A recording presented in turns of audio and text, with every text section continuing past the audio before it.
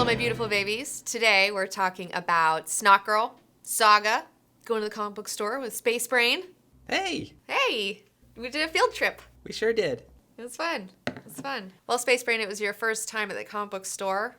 Took them to Sherman Oaks, Earth 2 Comics in Sherman Oaks. What did you think about it? Oh, there's a lot of stuff. There is a lot of stuff. Almost too much stuff for my little brain. Yeah, it can be a little overwhelming. It can be definitely a little overwhelming. I didn't know that they print like 100 different comic books each month. Yeah, it's a lot. It's a lot.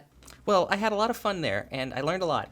Well, and we picked up some fun issues. We did pick up a lot of fun issues. I haven't been to the comic book store in a while. Yeah, you've been occupied.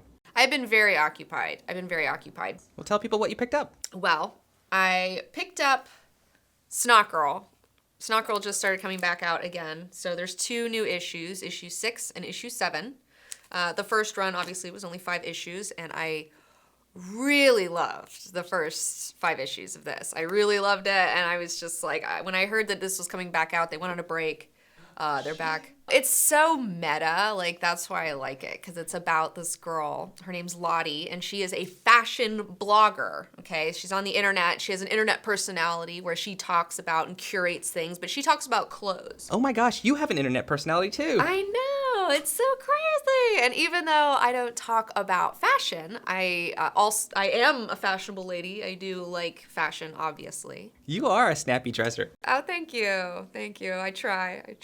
And yeah, so this girl, so she has this ridiculous life. She lives in LA. She works as a fashion blogger. She also has really bad allergies, and she's on these new pills for her allergies. And every time she's like at a party or something, and like she's like drinking because she's nervous, because she has a lot of social anxiety. Oh, so the snot refers to actual snot. Yeah, it's actual snot. Yeah, her nose, like boogers come out of her. Oh, I thought it was a metaphor for something. No, it's not a metaphor for anything. It's that she actually gets really snotty because her allergies are a problem. Oh, that's kind of gross. Yeah, and it's funny because she has this appearance online of this very polished, hot, cool woman about town. But in reality, she's kind of a mess, and she has snot coming out of her nose a lot. So it's very different. So tell me more about the plot. You were talking about the plot. Tell me more. Oh, okay. So Lottie, she has a lot of social anxiety, because she seems like really cool and calm and collected online, but like in reality, just a total mess, a hot mess. Just like me.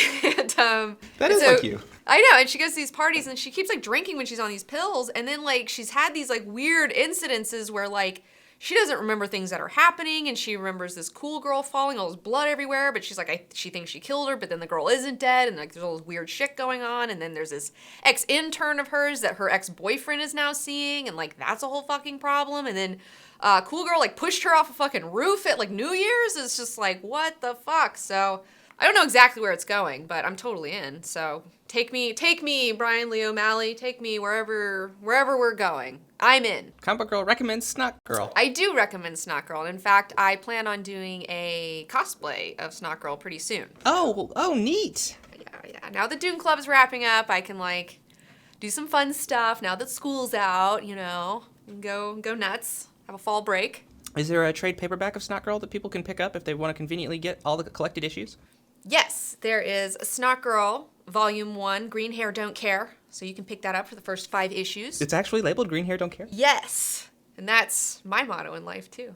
So yeah, I really highly recommend Snotgirl. It's by Brian Lee O'Malley, same guy who did Scott Pilgrim, so if you're into that. Scott Pilgrim versus the World? Yes. Although he didn't draw this. He drew Scott Pilgrim. Leslie Hung is doing the drawings for this, and I love her style. Like, it's so good. Oh, that was a very good comic. Yeah. So, Green Hair, Don't Care, Volume 1, Issues 1 through 5. Pick it up. So what else did we pick up when we were at the comic book store the other day? I also picked up a bunch of Saga back issues. So got a lot of the back issues on that one. But you don't have to get back issues. They have a bunch of trade paperbacks too. So, I mean, there's tons of trade paperbacks out of Saga. Oh, Saga. That's a very popular comic, I hear. Yeah, oh yeah, Saga's hot. Saga's hot. People love Saga. And I do too. I've been really enjoying it. Why is Saga so popular with everyone? So something I think that makes Saga really special and unique in today's market is that it is an ongoing comic book series. We're up to issue 46 maybe. I mean, that's a lot for comics. Like, for comics to even get, like, that high these days, like, that's pretty good. Oh. Yeah, Oh, wow. yeah, and it's an independent comic that's ongoing, which is really cool. And I'm really glad that people have been digging it, so this story can continue to go on. What's it about? So Saga takes place in this really colorful science fiction universe. There's all these different types of humanoid aliens and like all sorts of crazy shit. And in it, you have this big war going on between this planet and its moon. And on the moon, there's all these like horned people, and on the planet, there's all these winged people. And so they've been having this ridiculous war that's been going on forever. Anyways, 2 of their soldiers on either side fall in love. They have a baby, and then both sides are after them and their baby, because they don't want anyone to know that, like, you know, these 2 rival sides that hate each other have, like, come together. It's, like, a bad sign for their war. So it's the saga of this family, specifically of this little girl's life, and, like, as they go on the run, and, like, things get crazy. Like, they're flying around in a fucking tree spaceship, okay? Like, there's, like, giant beings in space that are called time sucks that, like, if you, like, fly into them, like, you'll die. There's, like, you know, prostitution planets, there's like abortion planets, there's like all sorts of fucking crazy shit in this book. And it's a lot of fun. And it's just Fiona Staples, the artist, is just fantastic. I love her art in this. It's so great. The covers are beautiful. This is written by Brian K. Vaughan. And again, it's just it's so nice to have an ongoing series, you know, and it's called Saga. So it's like, it's meant to be, you know, sagas are kind of these long stories. So that's what it is. But it's really just about family. You know, a lot of it's about family, which it tackles a lot of things. It's made me cry like more than once. It's pretty good. And speaking of reprints of old comics, as always, I'd like to talk to you kids about IDW and Craig Yoe books. Weird Love, one of my absolute favorites. Oh, you really are reading 1950s comics. I really do. I think they're really awesome. They really crack me up because it's just like, it's so long ago, and you can see like how fucked up like some of these messages are for kids and like for girls especially, because these are all reprints of actual romance comics from the 50s, 60s, 70s. And yeah, because if you didn't know, romance comics used to be like huge, bigger than superhero comics, okay? It was like insane. And so Yoe Comics, what they do is they go through all of these old comics and they find the weirdest romance tales that they can, and then they reprint them, and then you get to laugh at them. Like, you know, Teacher's Pet, Hot for Teacher. This girl says that this teacher was hitting on her, making advances when he wasn't, and she was just mad at him for giving her detention, and like she gets found out, and it's like a problem, and it's like really embarrassing, and yeah, there's lots of weird stuff. So, and these are also printed on really nice paper. That's another thing I like about these. But you can also pick up Weird Love in these really cool hardbound editions. There's like 5 of them now. It's insane. And not only do they do the Weird Love stuff, they also do like, you know, voodoo, where there's all these like voodoo ones, and they'll do, like, they have all sorts of different kinds. So if you want to take a trip down memory lane before you were born and see what the world was like. I'm trying to learn everything I possibly can about the world. Well, then these are for you, okay? You're gonna get a lot of good stuff. And you're gonna get a lot of good perspective on the human race when you read these. Oh, neat. You can borrow them anytime. Just put them back. Don't lose them. Don't. Just bring them back. I've lent so many books and I don't get them back. And just always. First, we read Dune together. Now we're reading The Watchmen. That's a highly regarded comic book series. It is a highly regarded comic book series. And actually, Time Magazine is on the top 100 novels of all time that you should read. Novels. And this is your next book club? Yes, this is my next book club, and we will be reading this starting in February. But in the meantime, if you want to get a copy of the book, if you don't already have one, I'm going to be offering an awesome Watchmen box. We're doing a pre-sale, just like we did with the Dune box. We're gonna have a Watchmen box. Oh my gosh, that's so exciting. Oh, there's gonna be stickers, bookmarks, like, this robot comedian patch, you're gonna fucking lose your mind. It's like hilarious. It's so awesome. Oh wow, you made all of your own promotional merch for Watchmen Club. I did. I did it with the help of Matthew Skiff. He's been designing everything, and it looks so good. I'm like, oh, I can't wait to get this merch, okay? Like, I want to wear this stuff. Like, I'm so stoked on it, so So that'll be launching in October. Be on the lookout for our Watchmen Club Box pre-sale. And just so you know, you're going to be getting this copy of Watchmen. This is a newer version of the trade paperback. It's got a lot of cool supplemental stuff in the back. A lot of really neat stuff from old Dave Gibbons. Check out some of his drawings. But we have a Watchmen Club stamp that's like official. So it'll be like your Watchmen Club official thing. It'll be stamped on the inside right here. But I haven't gotten them made yet. But they're like ready to go. We know what it's going to look like. Oh, neat. Yeah. So, no big deal. It's going to be awesome. Check it out. Well, who knows if he approves or not. I think if he would be cool towards anyone using his art, it would be me, because I'm just getting people to read it and then talk about it together, because that's all he wants, okay? Like, that's all Alan Moore wants. He doesn't want you to watch the movie, okay? He does not want you to watch the movie. He wants you to read the comic book, read what he wrote.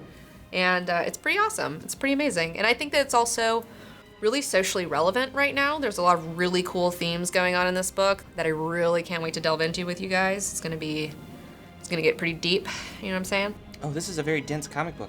Oh, yeah. Oh, it's dense, baby. It's dense. It's funny. I went from Dune, which is like one of like the densest like sci-fi novels, to like the densest graphic novel I could find. Do you think that Watchmen is the supreme masterpiece of graphic novels? Well, I don't know if you can really quantify who's number one, but I can tell you that I feel like this comic book definitely raised the bar in comic books. I mean, there's pre-Watchmen comics and then there's post-Watchmen comics, and what Alan Moore did in this just really changed the whole game, and it's really amazing. It really raised the bar in the comic book industry for the level of writing that was going on. Should I read before Watchmen to get prepared for Watchmen Club? No, you don't have to. I mean, if you want to, I guess go ahead, but I feel like you should probably read this first, and then if you want to go on and read before Watchmen, you could.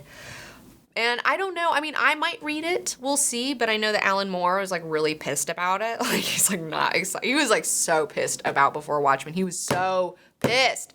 At some point, DC offered Alan Moore the rights to Watchmen back, but only if he would agree to write prequels and sequels. Moore said that if they had said that 10 years ago when I asked them for that originally, then yeah, it might have worked. But these days, I don't want Watchmen back. Certainly, I don't want it back under these kind of terms. And so that's why I haven't read it. Oh, why?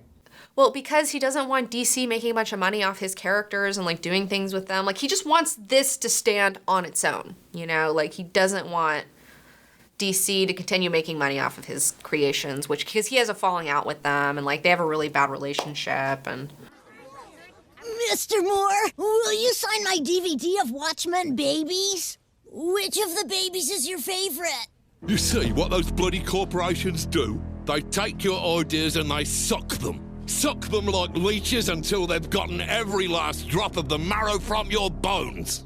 Oh, you did an entire episode on Alan Moore for Greater Creators. Maybe you should tell people about that. Yeah, I did, actually. I did a whole episode on Alan Moore for Greater Creators, talked about him. And he's also, like Todd McFarlane, he was also a disgruntled employee, except he wasn't an artist at Marvel, he was a writer at DC. But it's the same thing. I mean, both companies, they really don't treat their people as well as they should. So he got really disgruntled because he was making them a bunch of money and they weren't hooking it up for him and treating him like he should be treated.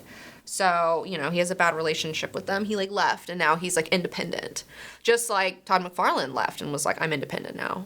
How can I watch your nearly 40-minute episode on Alan Moore? Well, part one of my Alan Moore documentary, because it's a two-parter, is on YouTube. It's on the Go 90 page. It's not on my page. We'll have a link at the end of this video. We'll have a link at the end of this video. Thanks, Space Brain. You're welcome. Such a good little helper. I'm gonna get a little star. I got a star. Yeah, you get a star. And guess what, Space Brain? What? There might be a little sticker of you in a Watchmen outfit. You're gonna be Owl. Oh my gosh. Wow. Yeah, so exciting. So exciting. So good. And all my Team 19 members on Patreon receive a $5 off discount code. Order today at cpg19.bigcartel.com, and once our sale closes, it's done. So get your orders in now. How much time do I got? I don't know, maybe about a month. We'll see how it goes. Watchmen Box starts shipping in December. No guaranteed Christmas delivery. I don't know if that's a good idea.